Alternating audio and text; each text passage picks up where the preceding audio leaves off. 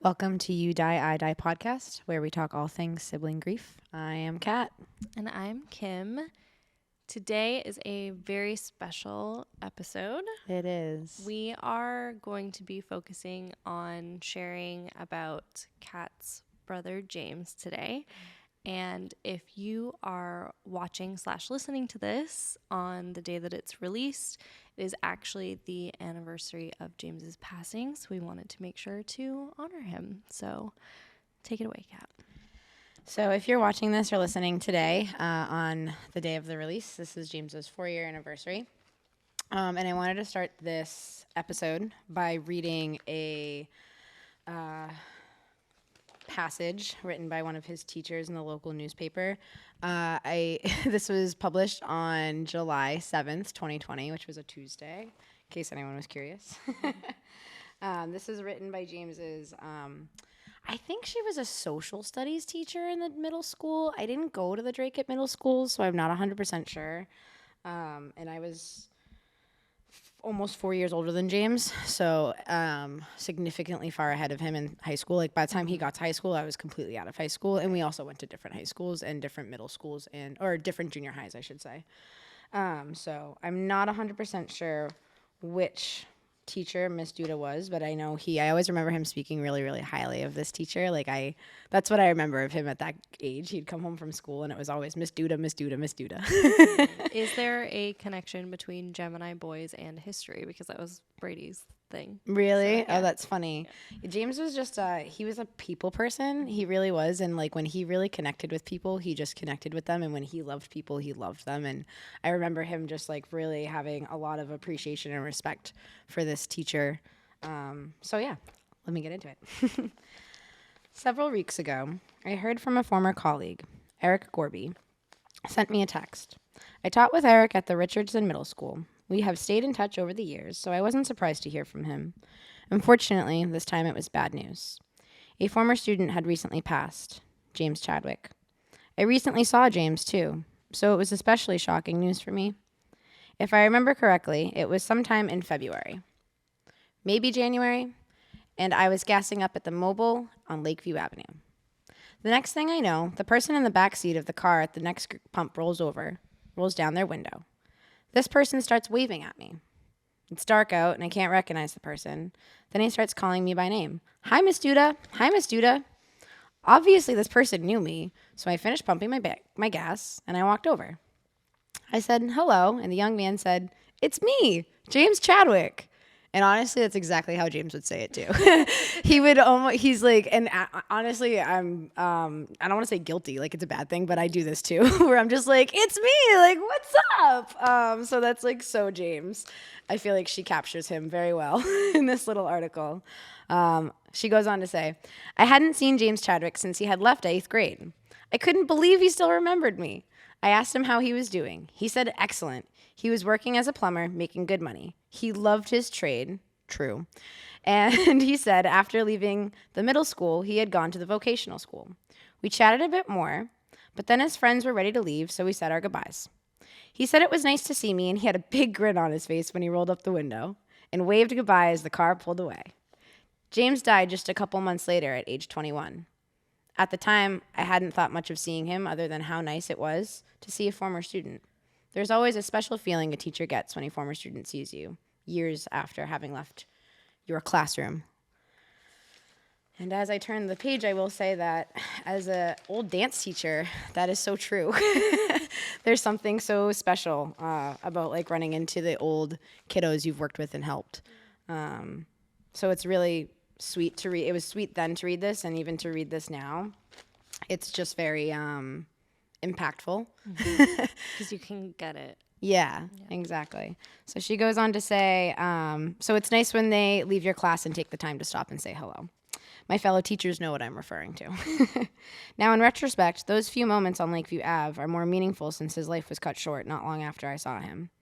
Back in middle school, James was a quiet kid, kind of goofy, but honestly, all kids at age 13 in middle school are goofy, which is true. He was always happy and polite. If I remember correctly, he had just transferred into the public school from Catholic school. Eric and I reminisced about James a bit when he contacted me.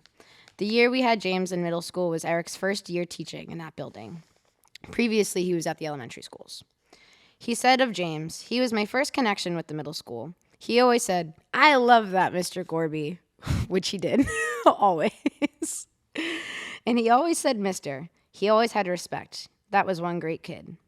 I agree. That was one great kid. And I just, even 4 years later, reading that, I just feel like she really captured the essence of who my brother was, and it's just really beautiful. I think if anybody who's struggling with this type of a loss, really any kind of a loss, I think especially a loss though where you're often overlooked, those special glimmers of like where people saw your person for who they really were are just, they're so special. Yeah. They're so special. Absolutely. We at Brady's services afterwards, we had like a dinner for everyone. I can't look at you. I'm sorry, I'm trying not to cry. Every time I read that article, it makes me cry. I know. It's so nice to have those things, though. Yeah. If you're noticing a sudden jump in editing, it's because we had to stop to grab some tissues. Really quick, I do have to say, Miss Duda, if you're listening, you and I have met like maybe once or twice. Even if this Miss Duda's not listening, I do have to say every time I read that article, I cry every single time. But anyways. Yeah, no, those types of stories are so invaluable. Like, I felt like with Brady, I know I've mentioned how like people were sending Facebook messages in and like strangers from all over that he had met like one time, and it's like it just is so comforting to know that he made an impact and that also he was seen for who I saw him to be, you know. Exactly. When we were at Brady's service, we had like a dinner afterwards, and the biggest thing that my mom like really wanted from people was them to like just share their stories. We had like a microphone set up for people to chat, and it was so, I don't know if healing is the right word because it was so soon after still, but it was so just like comforting. Yeah.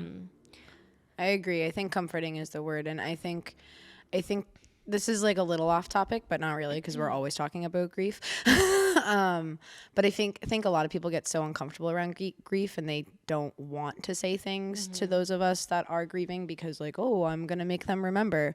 You're not going to make us remember. I literally still 4 years later think about it. It's the first thing that I think of when I wake up in the morning, and I have a lot of other shit I could be thinking about. Yeah. I think the way that I see it is like, it's kind of like how you're so grateful for like every photo you have of them and with them, right? But then you get to this point where you're like, there's no more photos. Yeah, there's no more. And so with stories, it's like, it's almost like you're getting a new piece of them. Yeah. Even though they're not here, because especially when it's like somebody that I didn't know that they had that experience with, or someone that I just didn't know very well. It feels like you're getting more somehow. Yeah, no, it does. And it does. It feels like you're getting a new experience with them. And I think that's the hardest thing about grief. And you and I have talked about this before. And it's actually kind of ironic timing wise, because somebody literally said this to me the other day where they were like, well, I would imagine as time goes by, you know, it gets easier. And it's funny because the way I've always felt about it, and you were the person who put it in perfectly into words for us. And it doesn't make it easier. The time doesn't make it easier because with more time, there's just so much more space between us and them. And it's, you know, it's just more time where there's been less memories made or there's been no memories made. Yeah. And at least I don't want to say, especially in my situation, I think that's a special gift anybody that knew somebody that's passed can give the family in any situation. But my brother struggled for a little while with substances, and not even in a severe way where like, you know, I don't want to say not severe because it's always severe. And he's gone, so it is severe. But I think in a way that our society really normalizes, where it's like, oh, they're just kids, they're just partying, that's what kids do. And that's a really dangerous, I think, pathology, but like that's a whole different thing. But because of that reason, I think I'm always very grateful for people seeing my brother the way I saw him, because there's so much stigma that comes with struggling with substances. And I know that based off of what I've had for my lived experiences as well as what I do for a living, I know, and I have the education and knowledge to know that it's not, people being a piece of shit or people being bad people that makes people addicts. And James, was a very good person, and he was also somebody who had addictive behaviors and really severely struggled. And I think that because of that, I'm just always extremely endlessly grateful for the people who have and even still continue to tell me and show me that they saw James for who James was. Like even a couple of months ago, I posted I think like a selfie, which is rare for me. And one of James's friends, Joe, who I have like so much love for, answered like replied to it and was just like, "You look so much like James." And it was like a really nice moment because I'm getting to that point in my life where I'm turning 30, and I'm not a vain person. I don't usually give a shit what I look like. I will go out in public looking like just about anything because I'm not there to please anybody. I'm there to get, shit done usually. So I'm not somebody who particularly cares a whole ton about what I look like, but I have hit that stage in my life where I'm like, ooh, I'm getting close to 30. My face is changing. My body is changing.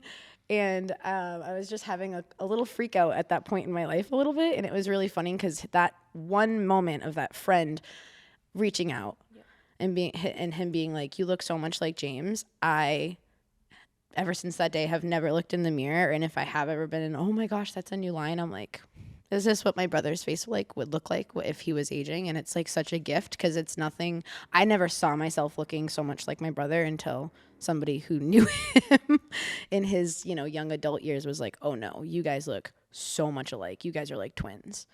And it's just like a little gift. You must be so comforting to people that miss him too.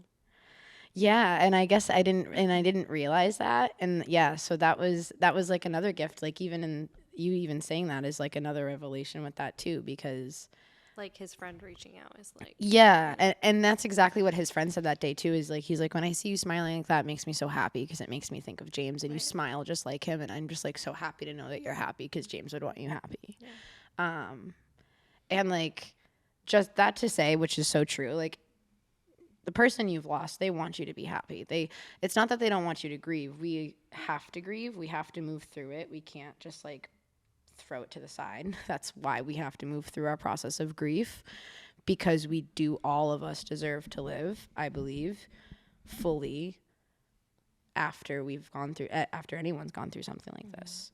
And that's what the person that you've lost would want for you. I believe that. And I don't think it's about getting to a point of not being in grief. Exactly. I think it's about like being able to be, I don't know, I feel like I have tried to live my life since losing Brady as much in the energy of like for him. Yes. And that's not to say that I don't have bad days, because I really do. But I do try to, even when I'm having those hard days, it's like, okay, I miss him, and that's usually just what it is, right? Yeah. It's like, I just want to talk to my brother. Like, yeah, of course. But I think being able to be like, I don't know, I have the tattoo on my arm for my brother that is "give her some," because it's like when I don't feel like doing something or when I don't want to do something, being able to be like, just put yourself into it. Yeah. Like, throw yourself in. Yeah. That's which is exactly Brady how energy. both of our Gemini boys were like that. And it's actually funny because I was going to leave this to the end, but that kind of segues really perfectly into a little speech that I wrote for one of Jamesy's. Oh, that was an accident, but that was like a really good accident because I used to call him that when we were kids, when we were little. I used to call him Jamesy. We all did. And he used to call me TT because he had a little speech impediment and he couldn't say his S's. I And was Timmy. TT. I was Timmy because Brady couldn't pronounce his K's right away. So I was Timmy instead of Kimmy. I love. Isn't it like so cute? But like, Yeah. does it do something to your heart and soul a little bit when you hear someone say that Yeah. nowadays? Because when I hear people say Titi, which is auntie in Spanish, and I have a lot of friends who are from a couple different cultures. So I have one of my friends, her daughter's Hispanic, and she calls me Titi, and there's like, and I love it, but there's something that happens in my heart and my soul a little bit where I get really, like, it lights up, but it also like simultaneously breaks a little, because that's what grief is.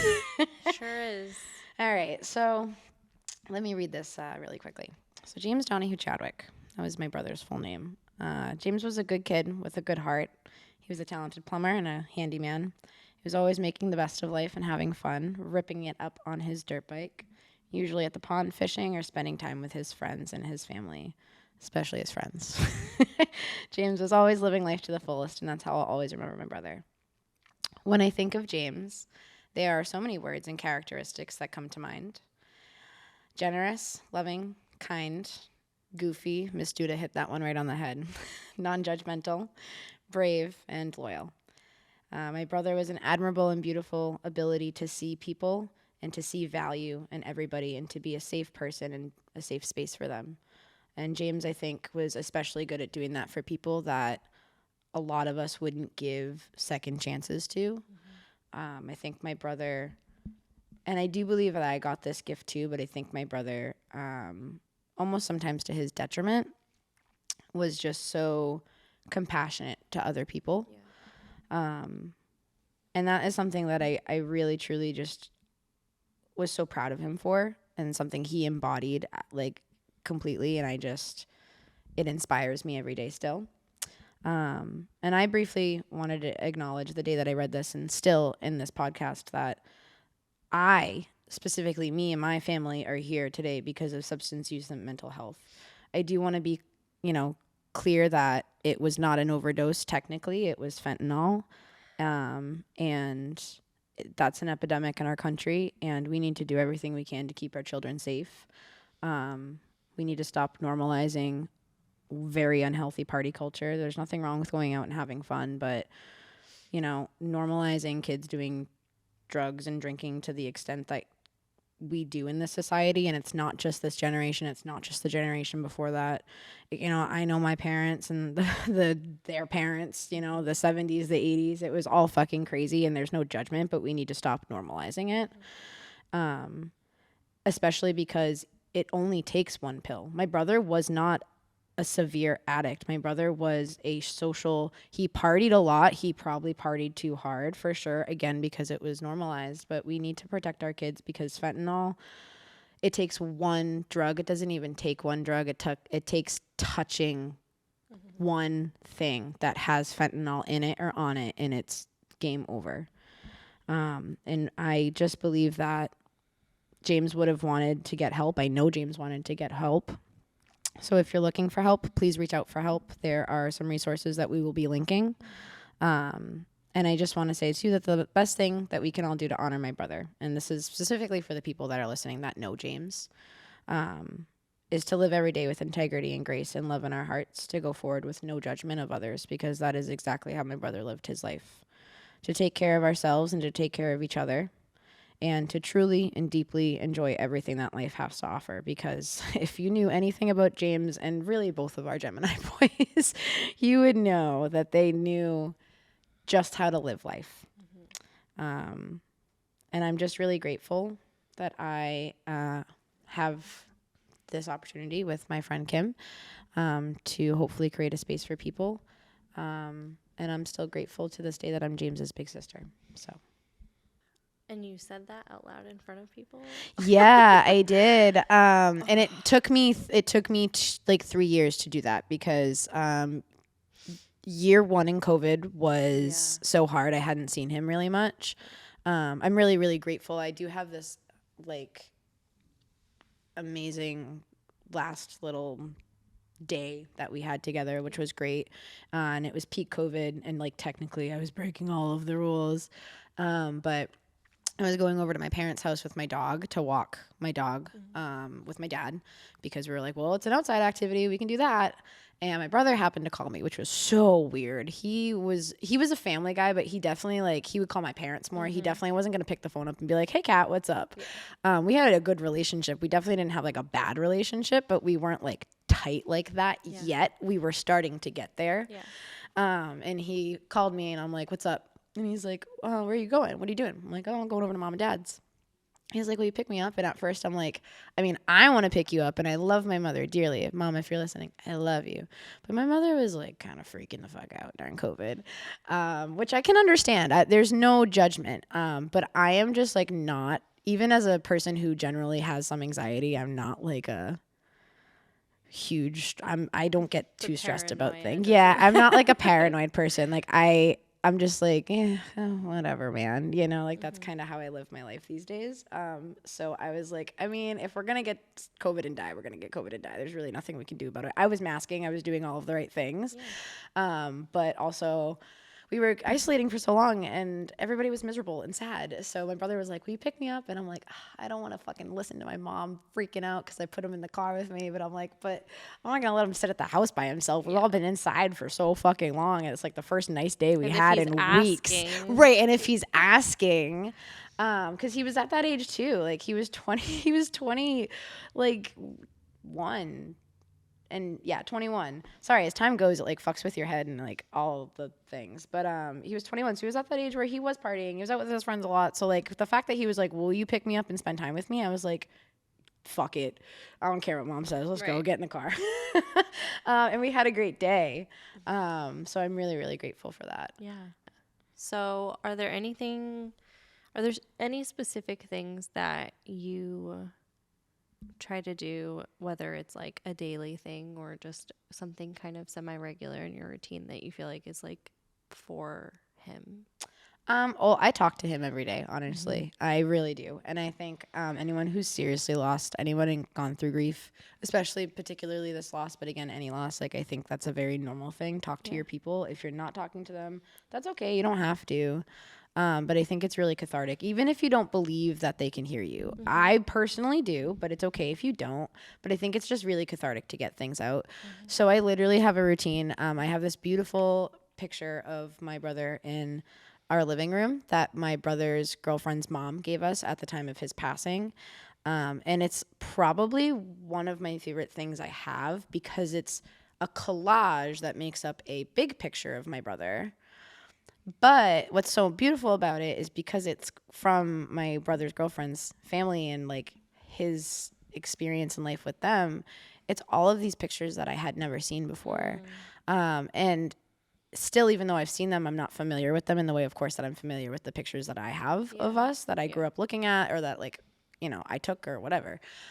So still to this day, when I look at it, I see like new pictures it's just like great. I love it. So I have it in my living room with a little shelf with a bunch of stuff of his on it. And I just wake up every morning and I go into my living room with my coffee and I just say, good morning, James. And we sit down and we have morning coffee together. And That's awesome.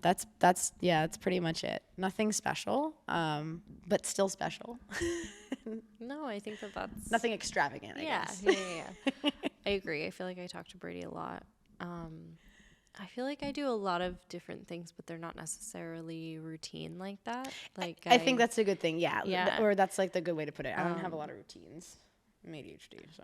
My husband recently bought me, I think it was for our wedding anniversary, actually. We were out shopping and the first wedding anniversary gift is paper.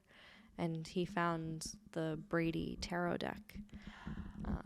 So he got that for me. So I have a tarot deck that I use specifically for like communicating with my brother, which if you guys aren't spiritual people watching this, that's fine. But it is. But we are. I am a deeply spiritual person and that is a part of my practice. And so, but it's really funny because he only gives me like 3 cards, the same 3 cards. So I have that. And then, this was actually a recent suggestion from one of my friends because I was talking about how I really wanted to he had been coming through a lot to me, and I was feeling him a lot, and I was like, I feel like I need to do something for him, but I don't know like what I want to do. Yeah. And she's like, well, what did you guys like do together? And my brother and I were like big gamers, which is how this podcast got its name actually, but we'll talk about that another time. But so I've been on nights where like I'm home alone or something, I will throw on like an old video game that we used to play together, and I'll like light a candle for him, so it's like we're playing together. Yeah. And other than that, you know, I have my little area set up. I actually have him set up on our piano in our living room, and so sometimes I'll just sit down and like screw around on the piano and talk to him, and Mike's grandpa's up there with him. I love that. We have all our dead people hanging out. Yeah, I have all of my people in one little area, and then James has his, like I was saying with his picture, he has like one specific shelf where I have just like so much stuff of his up there, and then I even have stuff that I don't know if anybody else does this, and if you do this, you're not alone. I know there's no way I'm the only person, but it doesn't happen often.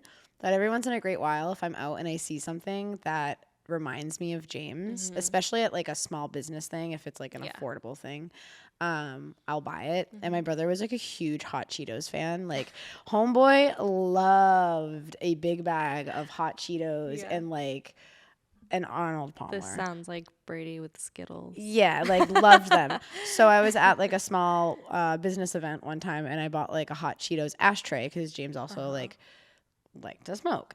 So I bought him an ashtray and I put it up on his little shelf. That's amazing. Yeah. Give me a favorite memory of you and James that not a lot of people know about. Oh, there's okay. Okay. I have a few. Okay. I'm gonna precursor this with Mom. I'm sorry. You can feel free to skip ahead. That's how you know it's gonna get good. Any of my grandparents too. Feel free to skip ahead. Actually, you know what? Anybody I'm related to.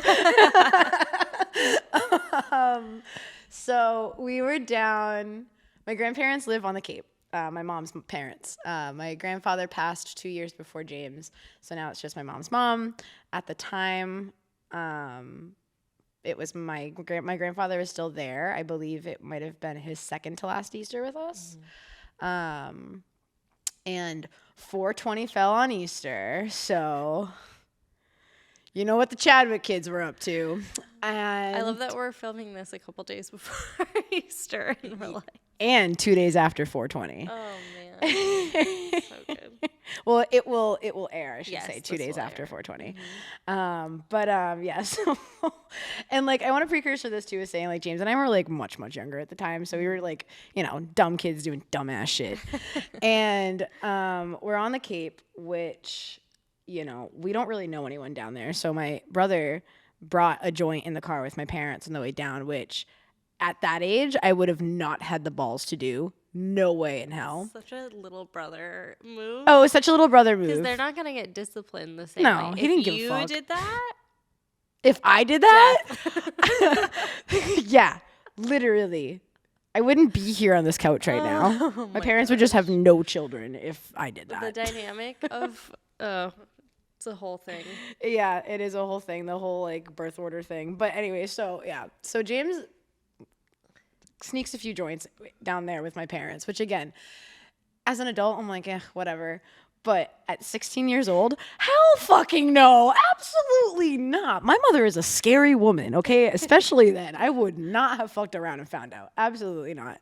So then he's giving me the little like head nod, okay.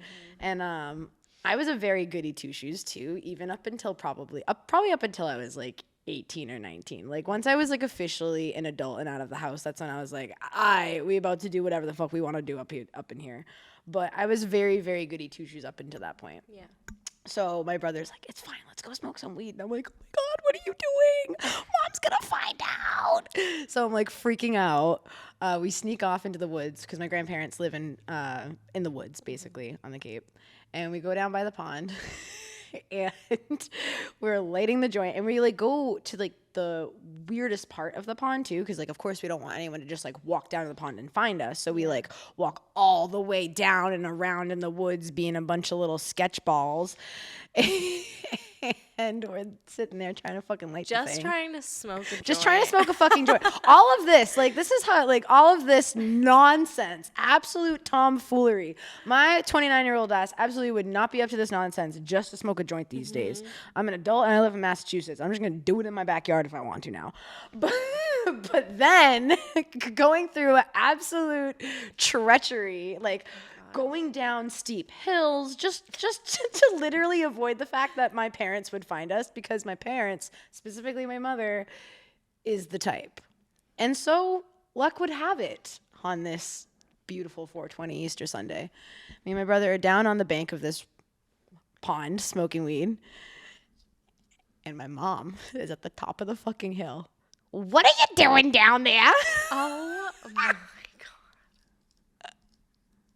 How? Because she's a Virgo. Was she looking for you? Because she's a Virgo. Yes, she was looking for us. So funny.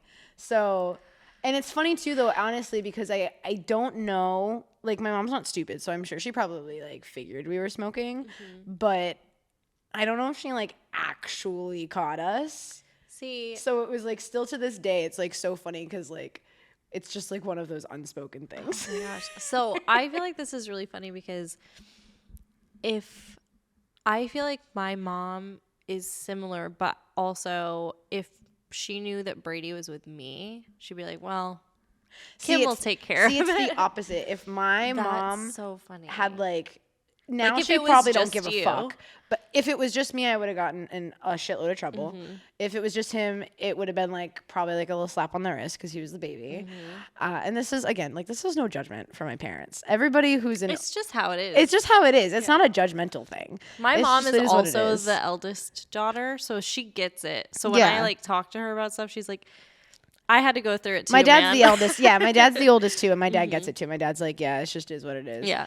But it's so funny because like so now she wouldn't give a shit, but like then, and that's why I say I don't think she actually caught us, because if she really at that time and moment in time with my grandfather, by the way, my grandfather had cancer at the time, so my grandmother was like going through a lot and hosting Easter on top of that.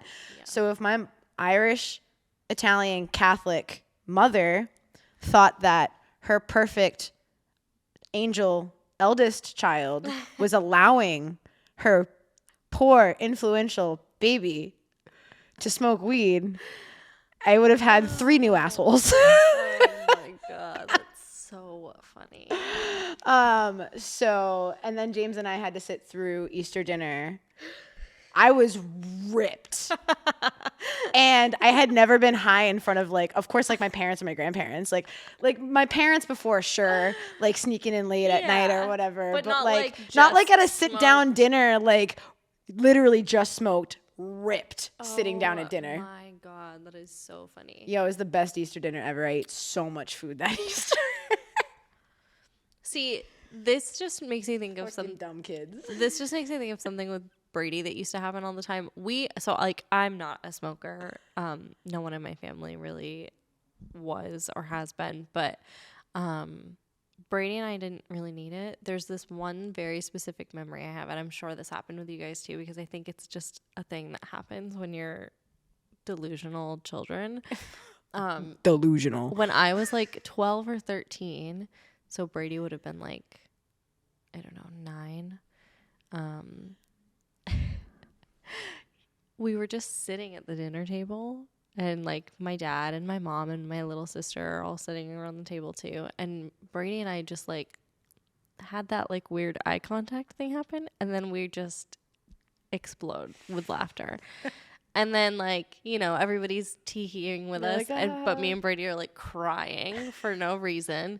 And then it got to the point where my mom got pissed because we like couldn't break out of it. Like we had to like get up from the table and like remove ourselves, and like we just shut the fuck up and eat your it was just, I think that Brayden and I got into this place of like, I don't even know, telepathy, weird like just No, there was drooling, laughing situation, and my mom is like, "Okay, it was funny, but what the fuck? Yeah, are it you wasn't guys that funny. Like, Let's talk about that though for a second. what Like is that? that sibling telepathy thing? Because I know, like, there's research that shows that twins actually can do that, and I actually do believe that we can do that as siblings.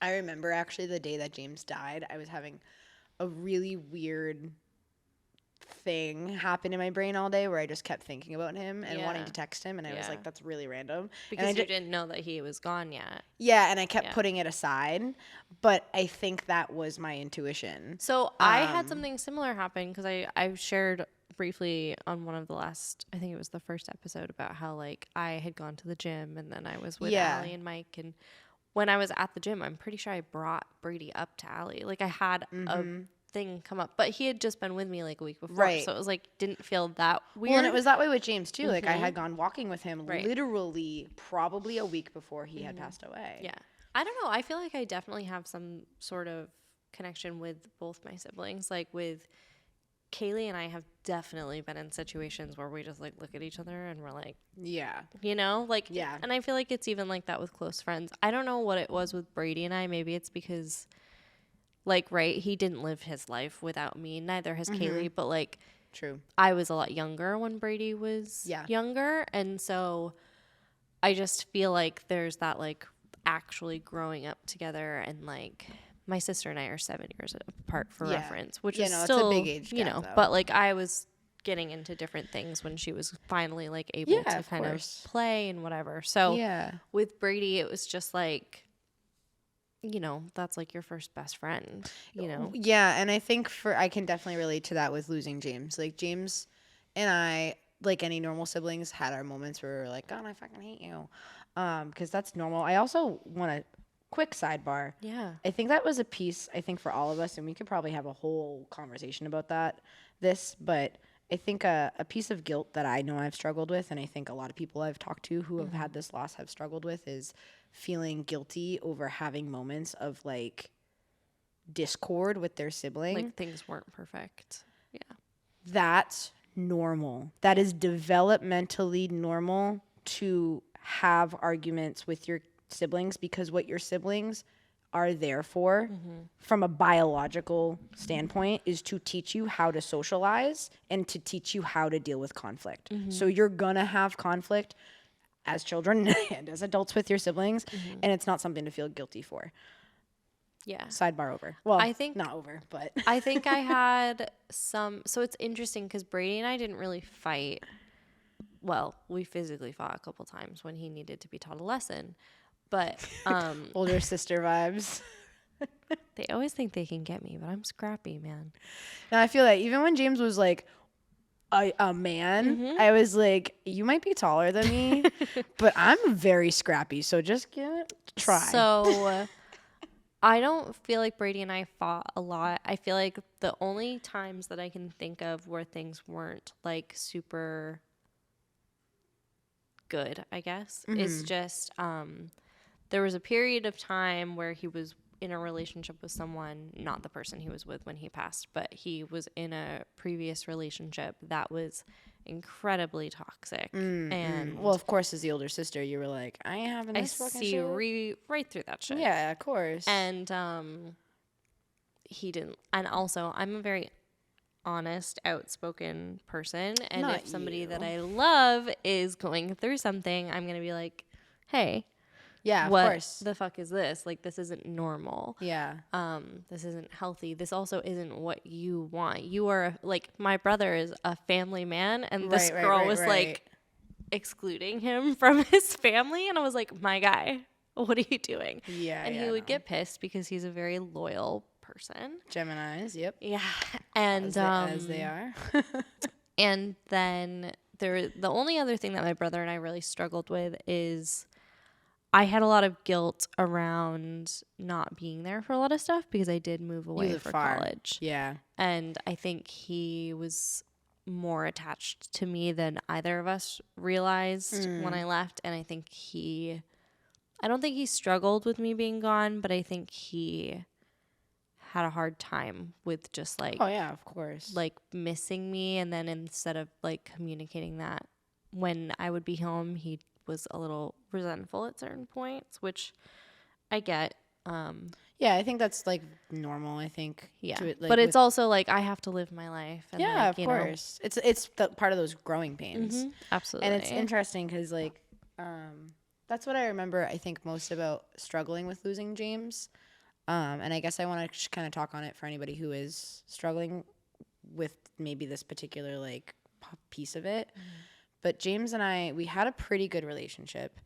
He was struggling a little bit prior to him passing away with partying a little too much, and we were getting concerned, and he was having like definitely some really reckless behaviors that we were trying to support him to get under control. And like most people that are struggling with their mental health, because that's the other piece of substance abuse that's not talked about a lot, is that a lot of it stems from trauma and mental health, especially with men who in this country, and I know I've mentioned this once on this episode, not this episode, but this podcast once briefly, and again, I don't have a lived experience with this, but the way we socialize men to deal with their feelings is really, really unhealthy. And for my brother and for a lot of people, it led to overconsumption of things that numb those feelings. And for me, what I struggled with was that he and I weren't in the best place because of those natural growing pains of life. Yeah. He was at that phase of his life where he was 21. He was like figuring out, he had his girlfriend. He was with his boys a lot. He was trying to build his own life. I also was trying to build my own life. I had really just started breaking out into my career. And like we were just, doing our own things, which is really, really normal, super developmentally normal. But when he passed away, there was like almost this instant guilt, and again, illogical because grief is illogical, of like, I should have been spending more time with him. I should have been hanging out with him more. And that's like a really normal thing I think you're going to feel when you go through any kind of grief, whether it's a friend that you lose or a family member. You always want that time back, right? Yeah, you always want that time back. Well, with Brady, it was a lot of like, sometimes it was like, I should have gone home to visit more, or I should have had him come down to visit me more. But then it was also the very dramatic, like, I should have never left Maine. I should have not come down here for school. But then it's like, Kim, you wouldn't have any of your friends. You wouldn't have your career. You wouldn't have your boyfriend, now husband. Like, right. Well, and the reality is too, and like, just to kind of bring it back to our, like, a point earlier in the conversation, is like, that's not what they would want for us at the end of the day. Like, grief does this really weird thing to your brain, I think, sometimes, where you would do so many illogical things that would really be to the detriment of your health, or whether it's physical, mental, whatever, well-being, because losing people fucking sucks. It's fucking horrible. Well, and I think when you go through a loss, right, your brain is hyper-focused on that one person. So, like, me being like, I would do anything to be in all of those situations. Okay, well, what other situations would I have been missing out on if I was there, that I'm just not prioritizing because I haven't lost that person or that, Yeah. I don't know. It's a weird thing. Your brain does such weird cartwheels. It does. To try to make sense, or like, it's that bargaining that part, bargaining right? chip. Yeah. Yeah, definitely. Yeah. Grief is a fickle fucking bastard. So to leave you guys on a supportive note, what are some things that you want to leave them with? I definitely want to really quickly talk about doing the best that you can to destigmatize mental health and substance abuse, and not normalizing partying in the way that it's normalized in our society. I see that changing. Yeah. Honestly, on a larger scale, I see this really beautiful trend of like sobriety going around, and I love it. And I just would urge everybody to remember that we are all a piece of a whole, and we all play a part. And when you see somebody who's struggling, if you find yourself being judgmental, I mean, that doesn't make you a piece of shit, but take the time to reflect on that and ask yourself maybe why, because it's one of those things, and anybody who knew me in my college years knew, like, it could have just as easily been me and not my brother. And I'm not an addict. I'm not a terrible person. I was partying the way that we normalize and socialize kids in this country to party when they go to college. Right. And that's why there are a lot of fucking college kids that end up dead. And it could have it just as easily could have been me. It just as easily could have been you. Just as easily could have been your kid. So do your part to destigmatize and do your inner work to make sure that you're not being that judgmental person who's, adding to the problem, because I feel like that adds to the problem as a whole. And I think what's important to say about that as well is it's not always overdosing and fentanyl. Sometimes it's somebody being not sober and wandering off and putting themselves in a dangerous situation, or putting themselves in the presence of dangerous people, or like it's so much it's just so much bigger than just like self-harm, whether intentional or not. And also, like, this doesn't mean everybody has to be sober. It's just like, no. I think it's having the awareness of what your relationship is with the substances you're using. Are you using them to cope or to numb or to self-medicate or self-soothe, or are you using them recreationally? And again, to your point, like, being really, really mindful of that, about the way that you as an individual do that. You as a parent do that in front of your children. Your children are always watching and learning. What you say matters, but what you do matters more. Do as I say, not as I do. That is a thing of the past, and it doesn't work. Because the way children learn, the way their brains are literally wired is to pick information up based on the things that they're watching. Teenagers too. So being mindful of yourself as an individual, as a parent, and being mindful of, if you're doing it socially, but also being, I think, especially careful to dissect whether the way that you're doing it social is even healthy or safe. Where are you getting your substance from? Who are you with? If something happens, do you trust the people that you're with to like help you, take care of you? Because that's also a whole fucking issue. And minimizing risk is really important. I really do believe in, as a mental health worker, I believe in a minimizing of risk model. Like, the thing of it is, if you're somebody who's actually and genuinely severely struggling with any level of addiction, you are not going to go cold turkey. You cannot. Your body cannot do that for the most part, especially with most substances. So minimizing risk is important, and just being careful is important. And I think that's the big thing for me, is just like, be careful. Be careful with the things that we are encouraging and normalizing around our children. And be careful with the way that we stigmatize people who may be struggling. And we would much rather have you here. Yeah, absolutely. And if you need help, again, I know I mentioned it once already, but if you need help, we will be linking some resources below. I always have, at least a handful of resources on me. So if you do need support, I would encourage you to first reach out to the resources that are below, such as like, the suicide hotline and things like that. But if you need like a specific resource and you want to ask, we certainly don't mind you reaching out to the email. And if I can point you in the right direction, I will. If I can't, hopefully I will definitely do my best to find you someone who can point you in the right direction. Especially if you're someone who is grieving this type of a loss and struggling. Because I can't even imagine. Yeah, absolutely. So don't be afraid to ask for help. Everybody needs help sometimes. That's why we're doing this podcast, because we know that people do need the help, and also we needed the help. We would have benefited from even just a space like this. Yeah. So absolutely. And then I guess the last thing I want to say is, anybody who didn't know James, and especially anybody watching this who did know James, thank you to everybody, but do your best today, especially if you're listening to this on James's 4-year anniversary, which is the day of release. Please do your best today to go with grace in your heart, with kindness in your heart, with compassion in your heart, because my brother wasn't perfect, but that is for the most part how my brother lived his life. He was an incredibly kind and compassionate person. Yeah. And the world would be a better place if we were all a little kinder.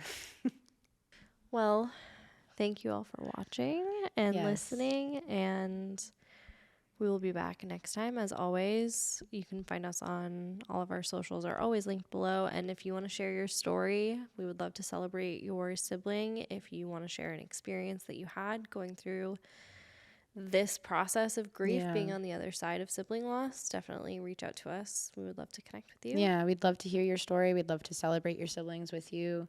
If you want to come on the podcast and share your experience, for half an episode, shorter episode, longer episode, whatever you want, we are here to support you in however we can. This is as much for us as it is for you guys. And we're all in this together. So absolutely. Cool. We'll see you guys next time. Thank you.